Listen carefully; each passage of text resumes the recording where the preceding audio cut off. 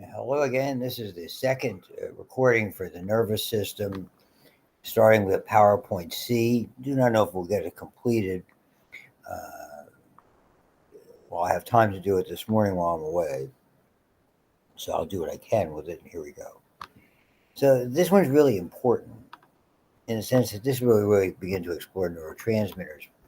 The synapse we are going is really the connection between nerves and a target like a motor endpoint or a glandular location.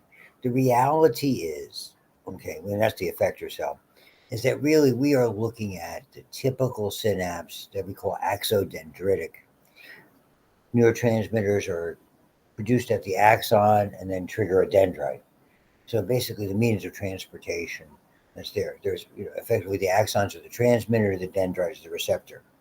You realize in sensory, that long axon it really starts at what we would consider to be a dendrite or receptor, and then there's a very long axon. Cell bodies are generally offset. That's that unipolar construction, and then the termination of that long axon is at another receptor in the sensory system. But without going crazy about all that stuff, basically we're going to look just to understand the actions of neurotransmitters at different synapses and what they mean, and principally we look at axodendritic. They are by far and away, I mean, it's vastly the majority. You're going to see there's a variety of others that are there. And so parlance here, and you're going to see we're going to have a change in the next chapter we do, which is the autonomic nervous system. We talk about pre and post ganglionic, which is a two nerve circuit. Here, because there's so many, there's could be hundreds of synapses. We talk about presynaptic and postsynaptic. Basically, presynaptic is sending the signal, postsynaptic is receiving the signal and passing on the information in one way, shape, or form. And again, if it's in the peripheral nervous system, it could very well be another nerve, but it could be a muscle or a glandular cell. And typically they're both.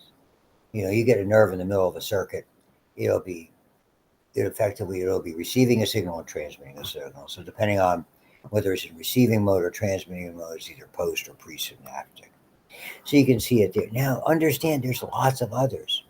So we're looking at that typical one, axodendritic. It's here. Signal being transmitted, neurotransmitter triggering one of these dendrites, receivers.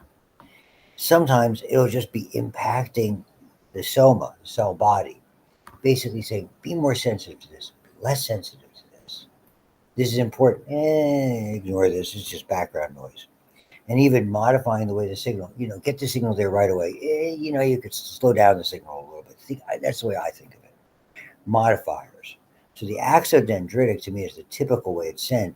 A lot of these others, and against axosomatic and axoaxonal, are probably relatively common. There's others, there's dendrodendritic and things like that, are modifiers.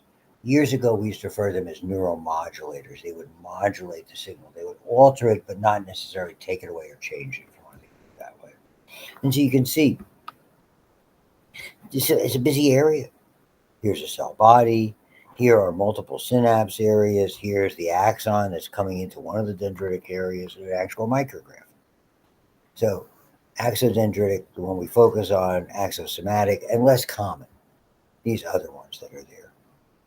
And of course, the two main types, just as we knew before, chemical neurotransmitters, electrical. Think of that as one of those like axosomatic or axoaxonic. You're basically sending an electrical modifier to make it faster, make it slower, ignore it, high prioritize it. However, you choose less to remember and more to understand the actions of the nervous system is where this is. So we're going to look at the chemical ones, which by far and away predominate. It's about the neurotransmitters. Okay. So it's filled with, this is no different than the neuromuscular junction. They're filled, the axon terminal, filled with synaptic vesicles with a neurotransmitter. And most of the time, there's more than one. That's a big difference from the neuromuscular junction. It's only acetylcholine. Most nerves have more than one, and based on the signals and the frequency and all those modifiers, it's either going to say fire or don't fire. Most of them have that capability. Okay. The receptor region on the postsynaptic neuron's membrane receives it. That's the dendrite typically. And That space, which is filled by fluid, it's a discrete space, meaning where there's distance between the ends and the beginning, between the ends of the, effectively the dendrite and the axon do not touch. Those chemicals are secreted into a fluid filled space that is so tiny it's almost immediate. Okay, but it's not immediate. And again, that's the difference between a true electrical circuit and the chemicals being the rate determining step. Why I can send this in real time to you, whatever, 500,000 miles away, and not take the 3 hours at 300 miles per hour that it would take if I, effectively as a myelinated nerve. That's the difference. Those chemicals play the role. So it prevents it from passing directly from one to the other. It's a chemical event, and it's all about release, diffusion, receptors. This is where, and ladies and gentlemen, in therapeutics, in medicine, in science, in things that everybody has somebody in their family that they take a medication. I am sure there's a ton of antidepressants out there. There's anxiety disorders, eating disorders. There are major problems. There are sleep disorders. All of those things. And we're not even getting into things like MS or getting into things like Parkinson's. This is where they impact. We can't very much change the nervous system structurally, other with great difficulty and with intricate surgery and fraught with problems. But we will use the neurotransmitters, either what they are and typically how they're released, or how, and particularly more than anything, reuptake. If we can keep neurotransmitter in the area longer, it's one of the things that perfected certainly the long term, but is used extensively. Okay, we use reuptake inhibitors all the time. And what we found is that you can alter, and I talked about this a little before, you can alter the sensitivity of that receptor by prolonging the amount of neurotransmitter over time. That's the way things like Paxil and Prozac and Zoloft, some of the original antidepressants that, and their category is called SSRI selective, because there's a lot of different receptors for serotonin. Serotonin, the second S, reuptake inhibitors.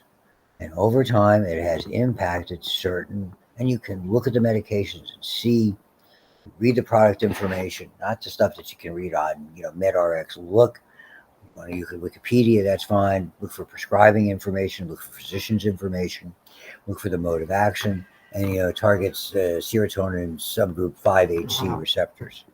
Okay. Because now we have the specificity of doing that. Okay. And that's where they're impacted.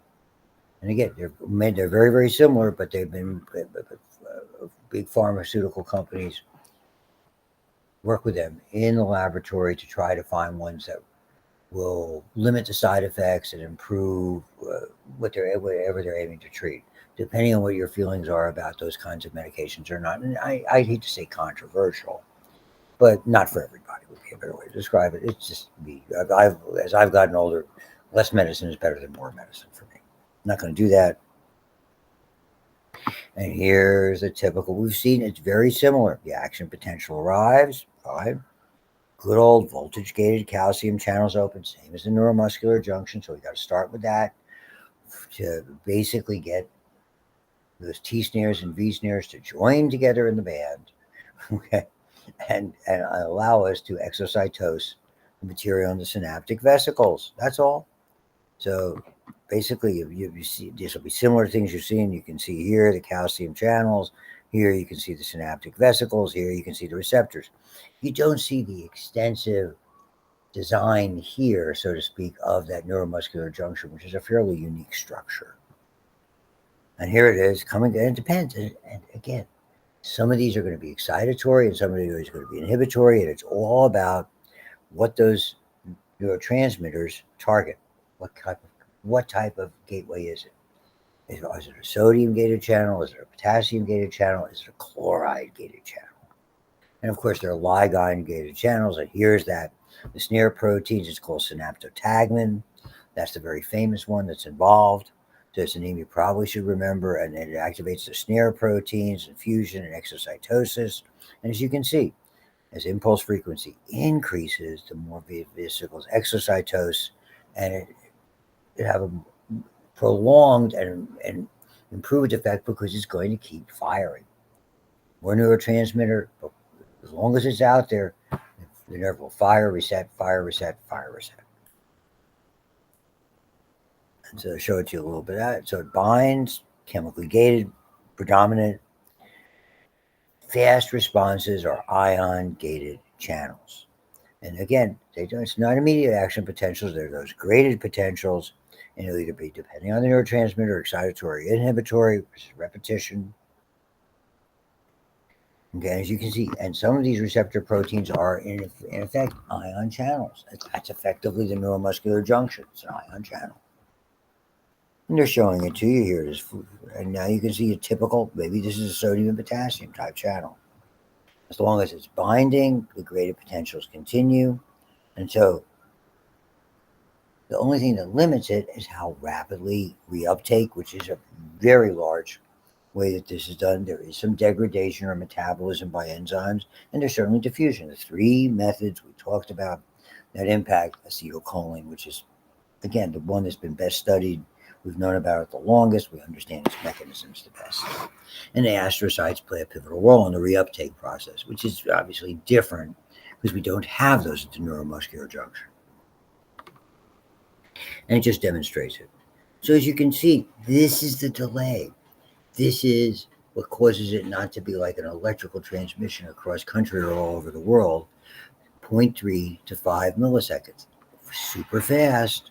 But again, that's the rate determining step. And that's where we have the best ability to impact things. So it's the rate limiting step. I keep saying it. They said it for me, but it's the term we use. Does any of you have, I'm sure you had it in chemistry, just the way I had it in chemistry, the rate determining or rate limiting step. So be very quick, but the synapse slows it down. So significantly not noticeable because everything else is fast, but it is noticeable in the sense that we can impact it intentionally. Okay. And then the gap junctions, okay, that's electrical, communication is rapid, could be bidirectional. As you can see, this is the kind of stuff, if you think of it this way, when we're looking around things, we're observing, quickly processing information, triggering memories. When you're driving, and you know I've been here before, and I maybe you don't have your navigation function. Yeah, I think I turn over there. Boom, that type of thing. Think of all those things. We take a lot of this stuff for granted, but we do. Okay, and as you can see, it's more developmental than anywhere else. That's what I meant by embryonic tissue. And the variation, the amount, and how long they're there. And this is the formal classification, excitatory, inhibitory, and the name we give to them is postsynaptic potentials. This is an acronym you need to be familiar with. EPSPs and IPSPs. They are common. You'll see these on board exams, you see these on MCAT exams, you see these on GRE exams. Certain abbreviations you need to be familiar with. This is one of them, excitatory and inhibitory postsynaptic potentials. Not hard. It tells you what it is. And voila, and this is the whole thing. Fire, don't fire, what if one nerve say to the other. Okay. What's fast? Sodium and potassium in opposite directions. Those ion channels.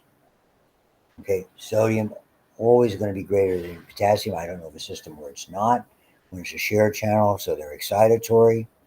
Okay, and if it reaches threshold, we get an action potential. So it's just showing you that. The summation is just, again, how long it's in there or how many of these are firing in and around the same location to trigger, or in and around the dendrites that are triggering that response by the nerve. Inhibitory, now it could be potassium gated and potassium just going out. Much more frequently for our purposes, we see chloride gated channels with chloride coming in. Chloride gated channels, if you know somebody who takes a sleeping pill, chloride gated channel. Somebody who takes what we call a sedative, hypnotic, and sleeping pills are in that. If they take an Ativan, if they take a Xanax, a Valium, the original ones were Valium and Librium. Pick one. There's a ton. Those are impact chloride gated channels. Alcohol works on, alcohol by definition is a depressant. Not necessarily causing you to be depressed, our concept of the psychological term depressed, but the physiological term, it slows down your nervous system, it hyperpolarizes, it opens chloride gated channels, reduces the postsynaptic nerve's ability to produce an action potential, moving it farther away. Voila. We'll stop it here. Coming. Be right there.